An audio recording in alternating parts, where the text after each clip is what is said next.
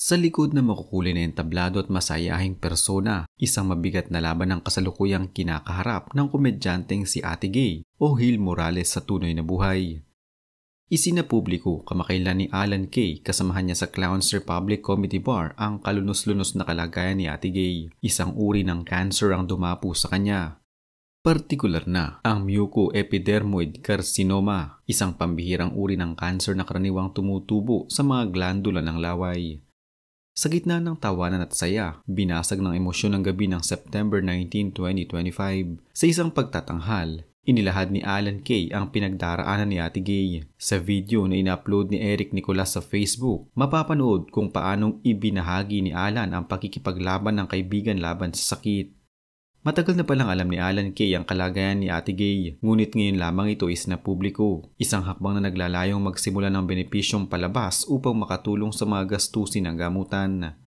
Hindi madaling pakinggan ang kwento ng isang taong sanay magpatawa, ngunit ngayon kailangang humingi ng tulong. Ayon kay Alan Kay, matibay at matatag si Ate Gay. Ayaw niyang maging pabigat sa iba, mas pinili niyang sarilinin ang sakit, umaasang may milagro o tulong na darating. Ngunit sa kabila ng lahat, nangibabaw pa rin ang hangaring mabuhay. Sa isang mensahe, idinitalya ni Ate Gay ang kanyang sakit, mucoepidermoid cancer versus squamous cell carcinoma, isang komplikadong kondisyon na pinaniniwalaang hindi na magagamot.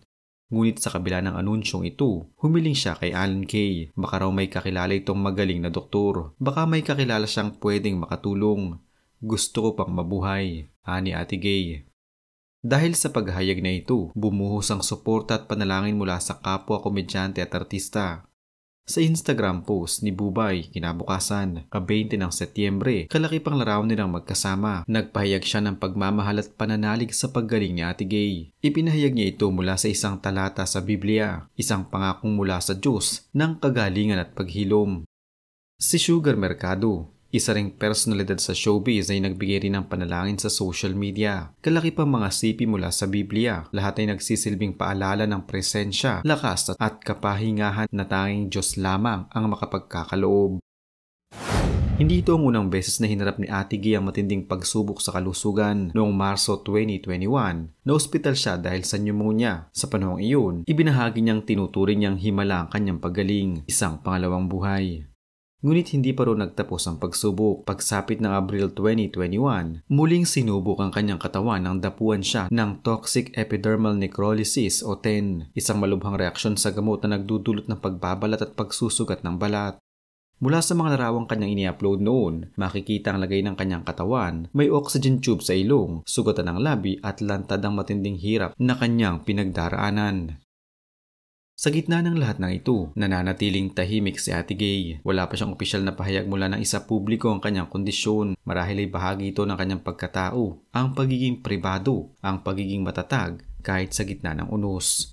Ngunit sa kanyang pananahimik, malakas ang sigaw ng kanyang mga kaibigan at tagahanga. Hindi siya nag-iisa. Ang kanyang kwento ay hindi lamang kwento ng karamdaman. Isa rin itong patuloy ng katatagan ng isang taong kahit tinamaan ng mabigat na sakit ay patuloy pa ring lumalaban, umaasa at naniniwala. Sa mundong ginagalawan ng kasiyahan at tawanan, isang pangalang hindi malilimutan ay si Ate Gay o si Hil Aducal Morales sa tunay na buhay. Isa siya sa mga pinakamakulay na personalidad sa larangan ng pagpapatawa. Hindi lamang dahil sa kanyang talento sa impersonation at pag-awit kundi dahil sa kanyang kakayahang magbigay liwanag sa gitna ng kadiliman. Isang katangiang napatunayan niya hindi lamang sa entablado kundi lalo na sa personal na buhay.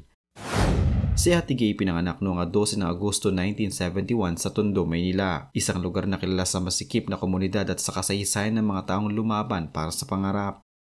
Mula sa simpleng pamilya at maraming magkakapatid, lumaki siyang salat sa marangyang buhay ngunit mayaman sa talento at diskarte. Hindi naging madali ang kanyang paglalakbay, ngunit sa tulong ng kanyang mga likas na karisma at pagiging palapiro, unti-unti niyang nabuksan ang daan tungo sa showbiz.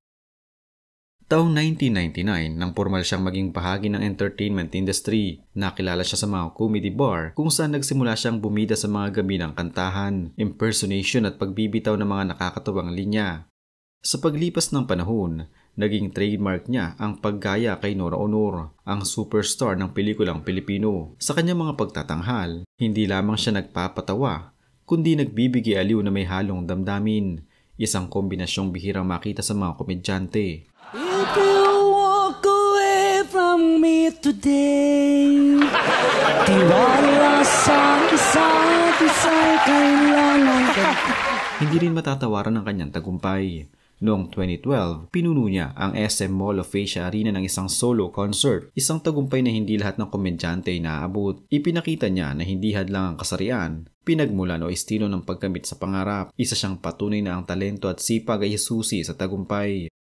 Ngunit sa likod ng kanyang mga ngiti ay maraming sakit ng kanyang dinanas, literal at emosyonal. Noong 2021, 2 beses siyang nagkasakit. Una sa pneumonia at pagkatapos ay sa isang bihira at malubhang sakit sa balat na tinatawag na toxic epidermal necrolysis. Sa panahong iyon, kinailangan niyang isang tabi ang entablado at humarap sa ospital, oxygen tube at walang katiyakang kalagayan. Gusto ko nang bumitaw, fire, dancing to the fire, hello ka happy boy. Galang. Nakakita mo lang roar yan eh. Ha? Roar. Alam ko yung roar. Ano yun? Roar, patawag. Sa kabila nito, tinawag niya itong himala. Ang pagkakaligtas mula sa sakit ay isang biyayang pinanghawakan niya ng may pananalig.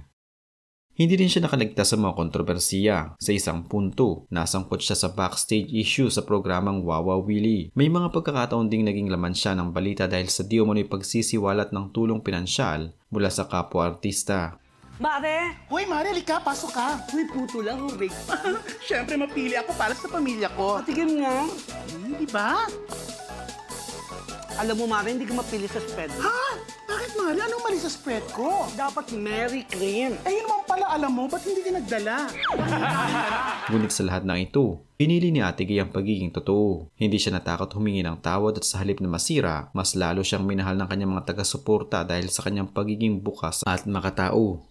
Ngayong 2025, panibagong laban na naman ang kanyang hinaharap. Siya ay kasalukuyang dumaranas ng stage 4, mucoepidermoid cancer, isang uri ng cancer sa mga glandula ng laway. Isang karamdaman na mahirap gamutin at ayon sa ilang doktor, incurable. Ngunit kahit sa harap ng ganitong mabigat na balita, lumaban pa rin siya sa isang mensahe.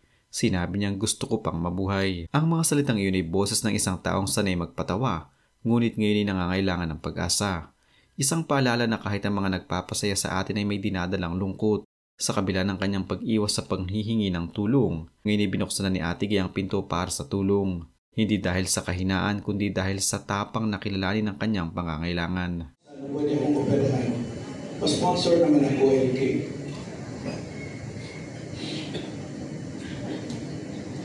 Gusto ko pang mabuhay. Kaibigan,